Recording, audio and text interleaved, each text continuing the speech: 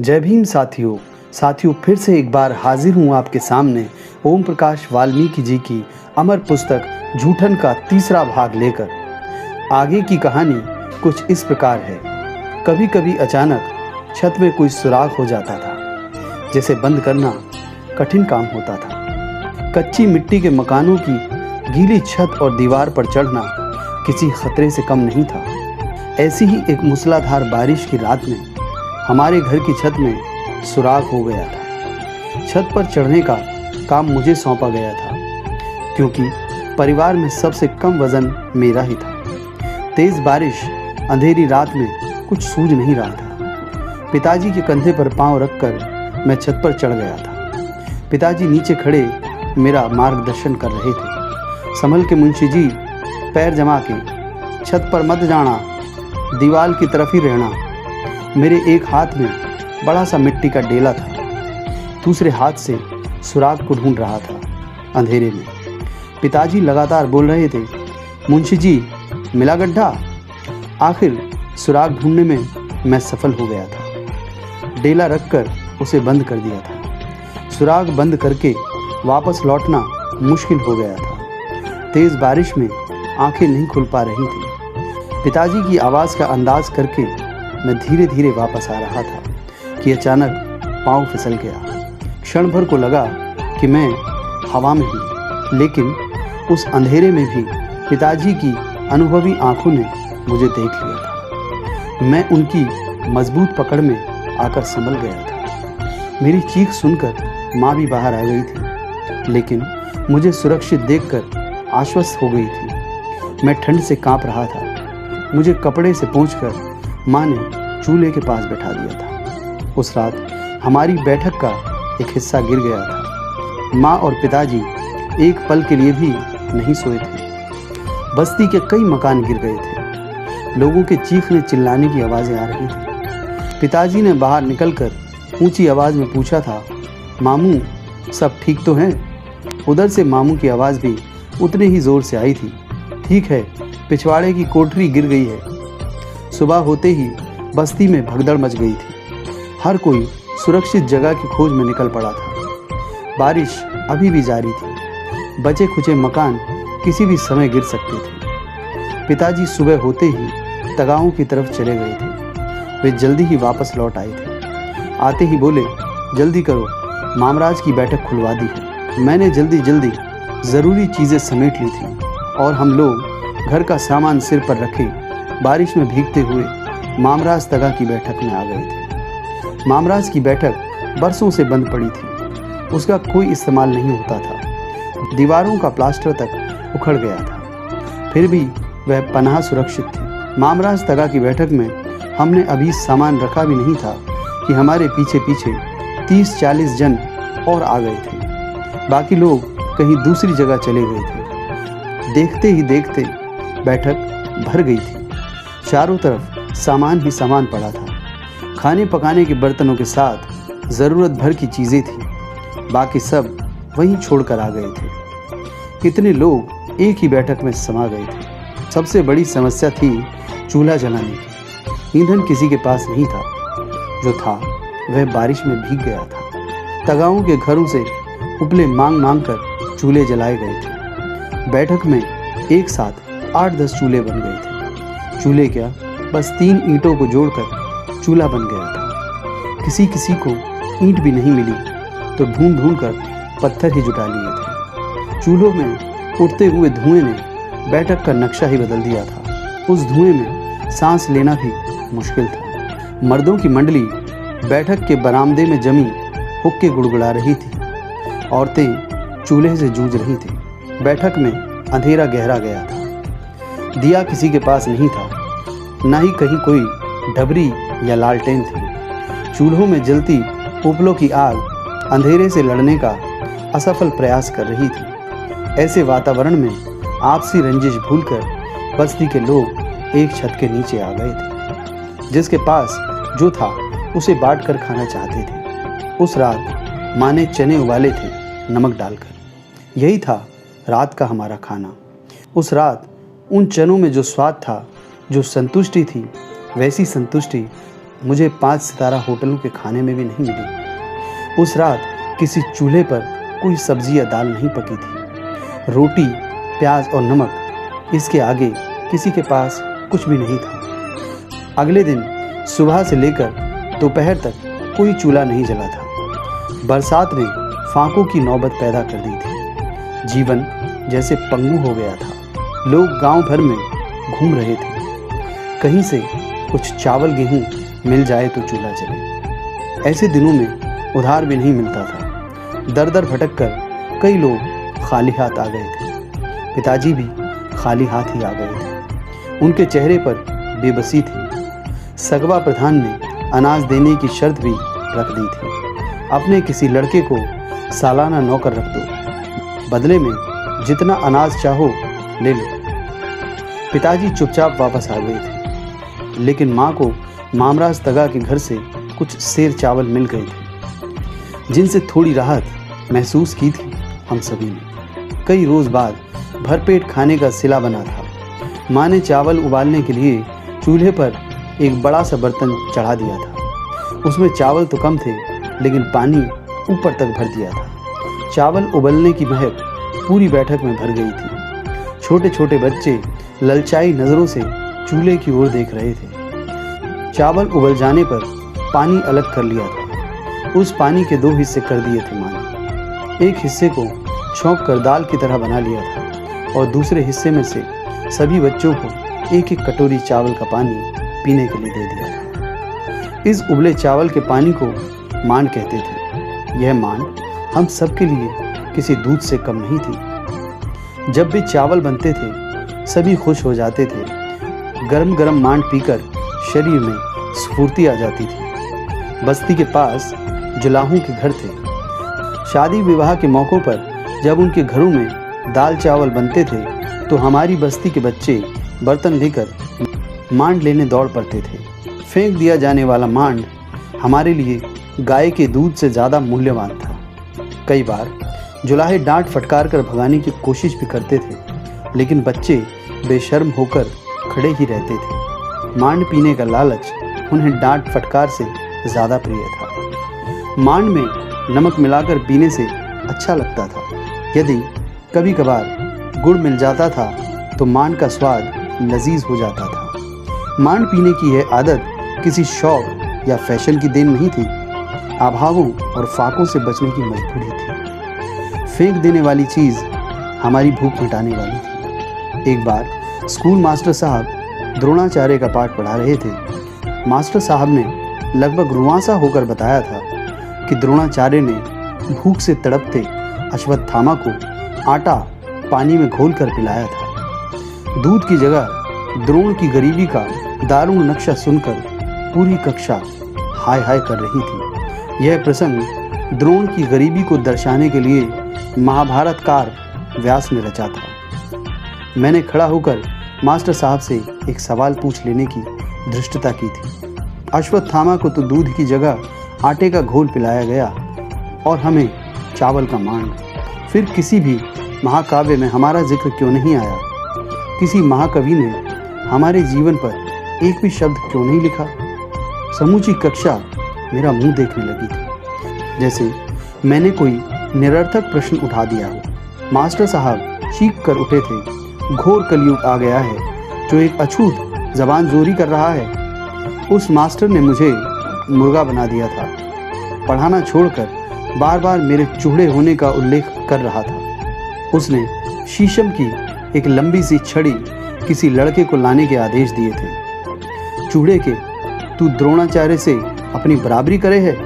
ले, तेरे ऊपर मैं महाकाव्य लिखूंगा। उसने मेरी पीठ पर सटाक सटाक छड़ी से महाकाव्य रच दिया था। वह महाकाव्य आज भी मेरी पीठ पर अंकित है। भूख और असहाय जीवन के घृणित क्षणों में सामंती सोच का यह महाकाव्य मेरी पीठ पर ही नहीं, बल्कि मेरे मस्तिष्क के रेशे रेशे पर अंकित है। अश्वत्थामा के प्रतिशोध की ज्वाला मैंने अनेक बार अपने भीतर महसूस की है, जो मेरी बेचैनी को बढ़ा देती है।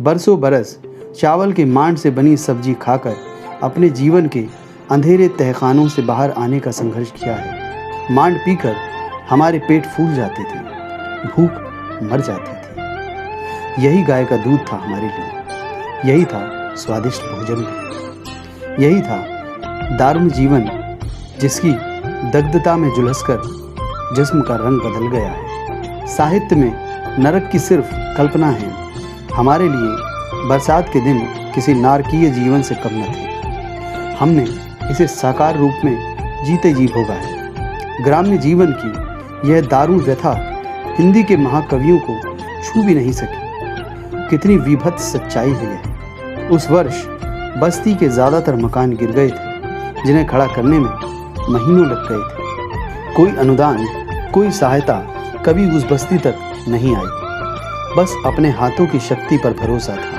सभी को। टूटे फूटे घर फिर से खड़े हो गए। हर वर्ष यह कहानी दोहरा ली जाती थी।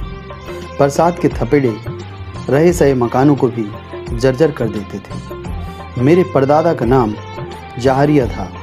उनके 2 पुत्र थे। बड़े का नाम था बुद्ध, जिसे सब बुद्धू कहते थे। छोटे का नाम था कुंदन। बुद्ध के भी 2 ही बेटे थे, बड़े सुगनचंद और छोटे का नाम था छोटनलाल, यानी मेरे पिता। सुगन के सिर्फ एक बेटी थी, जो रुड़की के पास पनियाले ब्याही थी।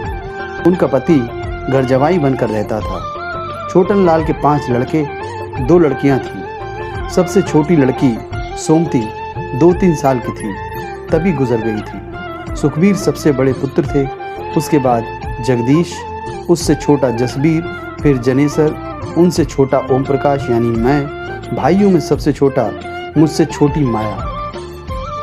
कुंदन के 3 पुत्र हुए थे, मोल्हड़, सोल्हड़ और श्यामलाल। 2 बेटियां थीं। सबसे बड़ी का नाम था छोटी और सबसे छोटी श्यामू।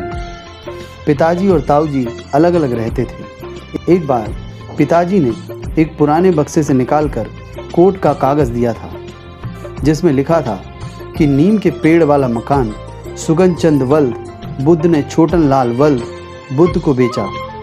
नीचे गवाहों के दस्तखत थे तथा सरकारी मोहर लगी थी, यानी जिस मकान में हम रहते थे वह पिताजी ने सुगन ताऊ से खरीदा था।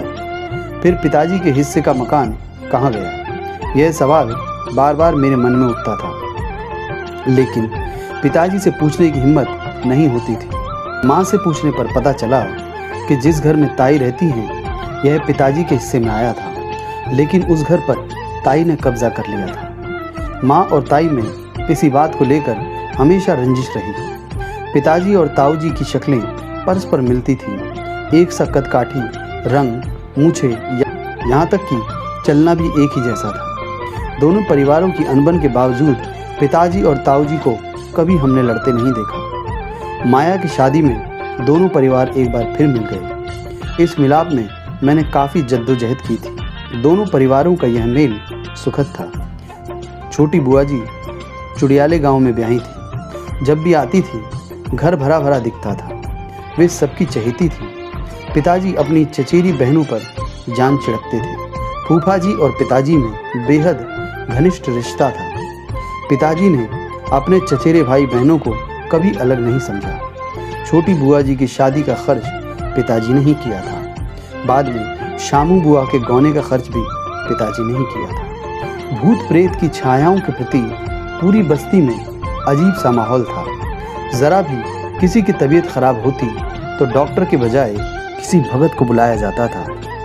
भगत के शरीर में देवी देवता प्रकट हो जाने पर बीमार को दिखाया जाता था। अक्सर किसी भूत के प्रभाव का जिक्र करके भगत भूत पकड़ने की क्रियाएं करता था, जिसके बदले में देवी देवताओं पर सुअर, मुर्गे, बकरे और शराब चढ़ाई जाती थी। प्रत्येक घर में उन देवताओं की पूजा होती थी। ये देवता हिंदू देवी देवताओं से अलग होते थे। इनके नाम किसी पोथी पुराण में ढूंढने से भी नहीं मिलेंगे, लेकिन किसी भी ऐसे परिवार में चले जाइए जिनका संबंध इस बिरादरी से है, वहाँ इन देवी देवताओं की पूजा देखने को मिलेगी। जन्म हो या कोई शुभ कार्य, शादी विवाह या मृत्यु भोज, इन देवी देवताओं की पूजा बिना अधूरा है। इस छोटी उम्र में ही चाची विधवा हो गई थी। मैं उस समय काफ़ी छोटा था। अब तो मुझे चाची का चेहरा भी याद नहीं है, लेकिन इतना याद है चाची बहुत सुंदर थी। सर्दी के दिन थे, सुबह का वक्त था। माँ, भाभी, चाची चूल्हे के पास बैठी थी। मैं और माया भी उनके आसपास ही बैठे थे। चूल्हे में उपलों की आग सर्दी के बचाव के लिए उन दिनों हमारी खास ज़रूरत थी। पिताजी और बड़े भाई सुखबीर कहीं बाहर से लौट कर आए थे। उनमें कुछ खुसर पुसर हो रही थी। अचानक पिताजी गुस्से में उबल पड़े। आंगन में एक डंडा पड़ा हुआ था। उसे उठाकर उन्होंने चाची की पीठ पर जड़ दिया। इस अचानक प्रहार से चाची दोहरी हो गई थी। उनके मुंह से भयानक चीख निकली थी। वह माँ से लिपट गई थी। मुझे बचा लो, चिल्ला रही थी। पिताजी का चेहरा गुस्से में तमतमा रहा था। बड़े भाई सुखबीर ने उनके हाथ से डंडा छीन लिया था। पिताजी को खींचकर बाहर ले गए थे। हो हल्ला सुनकर अड़ोस पड़ोस की औरतें छतों और दीवारों से उछक उछक कर झांकने लगी थी। सोचने समझने लायक मेरी उम्र उस समय नहीं थी, लेकिन ऐसा कुछ ज़रूर था जिसने पूरे परिवार को हिला दिया था। उसी दिन चाची को उनके मायके भेज दिया गया था। चाची को बसेड़े तक छोड़ने पिताजी खुद गए थे। चाची बसेड़े की ही रहने वाली थी, इसलिए उसे सब बसेड़ो कहते थे।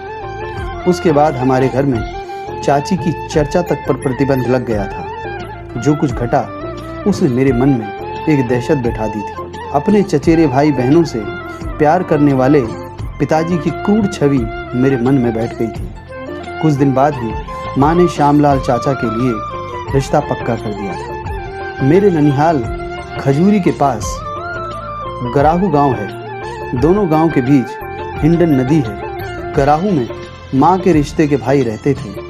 उनकी लड़की राम कटोरी थी। माँ ने 1 महीने के भीतर भीतर शादी कर दी थी चाचा की। राम कटोरी के आ जाने से बसेड़ों का दंश भूल गए थे।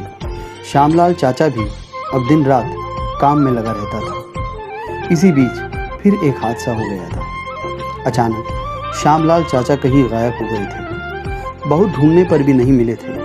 माँ ने राम कटोरी से बहुत पूछताछ की थी। कुछ तो कह के गया होगा, लेकिन राम कटोरी के पास कोई उत्तर नहीं था। कई महीने बाद श्यामलाल चाचा अचानक आ गए थे। वह भी रात के धुंधलके में। आते ही सोलहड़ चाचा पर चाकू से हमला किया था। सोलहड़ चाचा तो हमले से बच गए थे, लेकिन पिताजी ने श्यामलाल को दबोच लिया था और उनके हाथ पांव रस्सी से बांध दिए थे। राम कटोरी माँ के पास दुबक कर बैठी थी। वह बेहद डरी हुई थी। चाचा जमीन पर बंधा हुआ पड़ा था। चाचा माँ को पुकार रहा था, भाभी मुझे छुड़ा दे, फिर यहाँ नहीं आऊँगा। माँ ने पिताजी के मना करने के बावजूद चाचा की रस्सी खोल दी थी। श्यामलाल चाचा चला गया था, फिर कभी लौट कर नहीं आया। इस घटना से पिताजी दुखी हुए थे। श्यामलाल चाचा को वे रोकना चाहते थे। उन्होंने उसे समझाने की कोशिश भी की थी। किसी बात से जी दुखी था तो मन ने कहा होता, यूं छुरेबाजी पे क्यों उतरा। लेकिन चाचा भी जिद का पक्का निकला, लौट कर मुंह नहीं दिखाया। कुछ ही दिन बाद राम कटोरी ने सोलहड़ का हाथ थाम लिया था। इससे दोनों परिवारों के बीच खिंचाव आ गया था, जैसे स्नेह के तमाम सूत्र टूटकर बिखर गए हों। राम कटोरी के लिए भी अब पहले जैसा नहीं रह गया था। पिताजी जब तक बैठक में दिखाई पड़ते थे, वह हमारे घर नहीं आते थे। हमारा भी उनके घर आना जाना कम हो गया था। आगे की कहानी अगले भाग में।